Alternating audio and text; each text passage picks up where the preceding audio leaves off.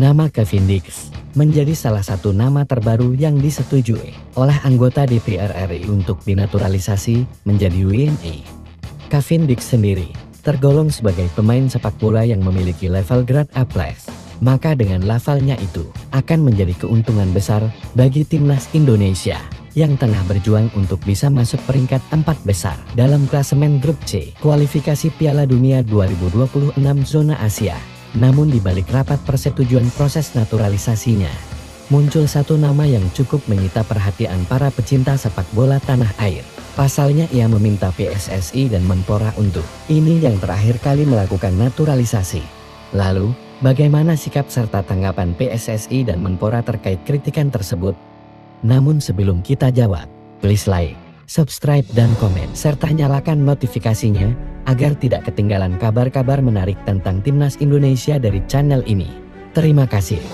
Anggota Komisi 10 DPR RI, Anita Yakobaga, dari fraksi Partai Demokrat, mengkritik proyek naturalisasi Timnas Indonesia yang dilakukan PSSI.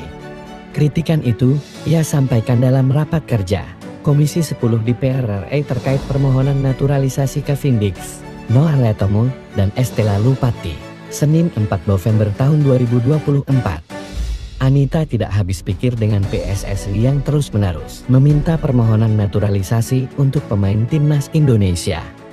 Menurut dia, Indonesia tidak kekurangan bakat pesepak bola. Semoga ini langkah akhir, karena kita tidak miskin atlet. Kenapa ambil dari luar terus? Ia menyatakan NTT, daerah tertinggal tapi gudang atlet. Kita punya atlet banyak di Indonesia, imbuhnya. Ada beberapa catatan. Yang pertama, untuk Kemenpora dan PSSI, kami berharap sebagai rakyat Indonesia, sebagai wakil dari seluruh rakyat Indonesia, saya berharap bahwa semoga ini yang terakhir. Karena kita tidak miskin atlet, kenapa kita harus ambil dari luar terus?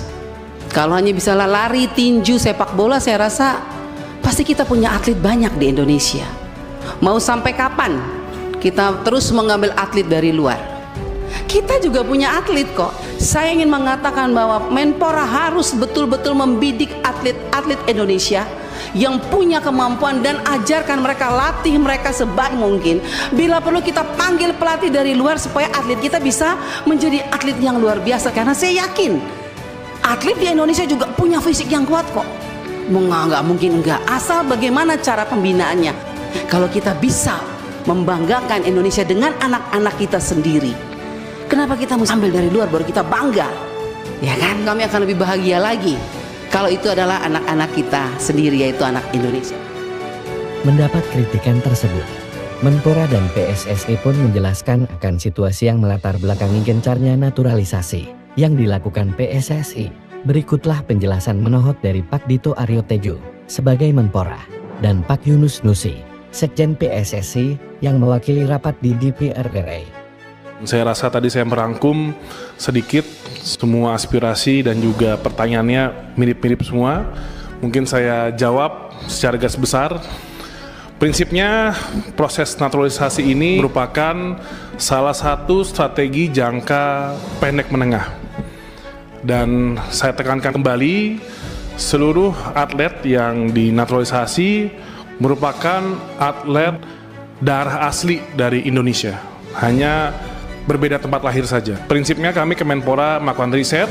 Dari hasil riset database itu kami serahkan kepada federasi yang berkaitan. Tapi yang kami riset adalah yang benar-benar darah Indonesia, jadi diaspora.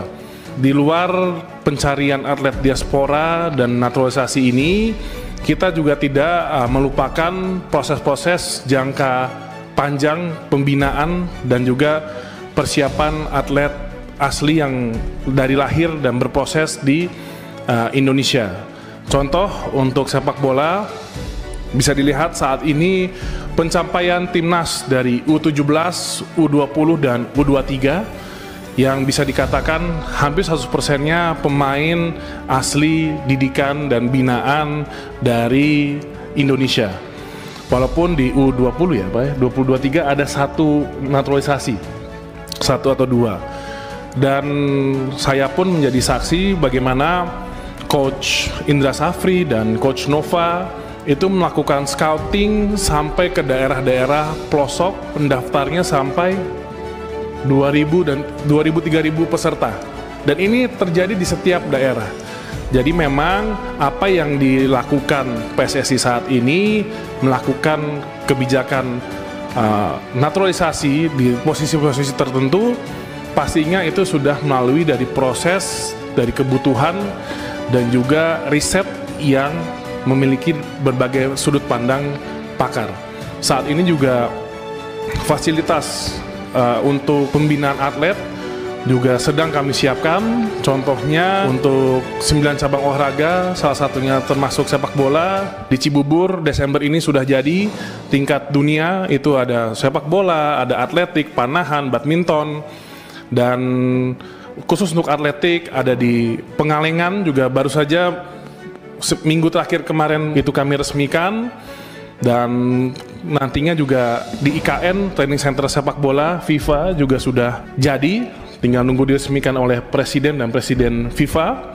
Tentang pelatih, kita juga dalam rangka untuk bagaimana memiliki para pelatih di berbagai cabang olahraga bisa meningkatkan tingkat kualitas SDM-nya. Contoh, untuk sepak bola, saya rasa komitmen dari FIFA sendiri. Waktu bulan Agustus saya mendampingi Bapak Presiden Prabowo bertemu dengan Presiden FIFA di Paris, dan sudah menjadi suatu komitmen FIFA untuk membuka kantor di Indonesia, dan salah satu program utamanya adalah bagaimana trainer of train, jadi melatih pelatih di Indonesia oleh SDM FIFA. Dan itu juga dilakukan oleh FIBA yang sudah buka kantor di Indonesia. Saya sudah menerima juga sekjen dari Federasi Sepak Bola Belanda, dan salah satu komitmennya adalah juga pertukaran pelatih. Terima kasih Mas Menteri. Kami persilakan Pak Sekjen PSSI untuk menjawab beberapa pertanyaan dari teman-teman anggota tadi. Terima kasih pimpinan. Izin Mas Menteri, Bapak Ibu hadirin yang berbahagia, izin kami sampaikan bahwa tentang naturalisasi di PSSI menjadi diskusi yang sangat alot antara PSSI, pengamat, termasuk juga para pelatih khususnya Sintayong, bahwa dalam rangka untuk menjawab ekspektasi masyarakat Indonesia terhadap prestasi timnas sepak bola Indonesia yang bisa menjadi singa Asia, bahkan insya Allah akan lolos di Piala Dunia, tentu Sintayong juga memberikan masukan dan rekomendasi terhadap hal itu. Bila PSSI ingin mencapai target sebagai singa Asia dan bahkan bisa lolos ke Piala Dunia, maka mohon maaf untuk para pemain-pemain yang ada di Indonesia saat ini, menurut Sintayong belum mampu kita timnas untuk menuju ataupun lolos ke Piala Dunia. Saran dan rekomendasinya adalah merekrut dan atau mencari mengambil bibit-bibit pemain-pemain yang ada di luar sana yang berdarah Indonesia. Dan beberapa nama yang saat ini telah menjadi memperkuat timnas kita, alhamdulillah juga memberikan prestasi yang terbaik, yang kita tahu bersama bahwa kita mampu untuk menahan Australia, kita juga mampu menahan Arab Saudi yang sebelumnya sulit untuk kita tahan atau apalagi kita kalahkan. Bahkan ada beberapa pemain seperti Sen Patinama dan beberapa lainnya yang berasal dari Ambon, ada yang dari Semarang, malah orang tua dan kakeknya yang sangat berharap anak-anak ini bisa memperkuat tanah kelahiran orang tuanya, tanah kelahiran leluhurnya. Dan saat ini kita lihat bersama sampai mereka berdarah-darah, sampai mereka juga cedera dalam rangka untuk memberikan yang terbaik kepada timnas kita. Dan bagi mereka itulah menjadi sebuah kebanggaan, dan kita tahu bersama hampir seluruh pemain-pemain naturalisasi ini sangat bangga mereka memperkuat timnas kita.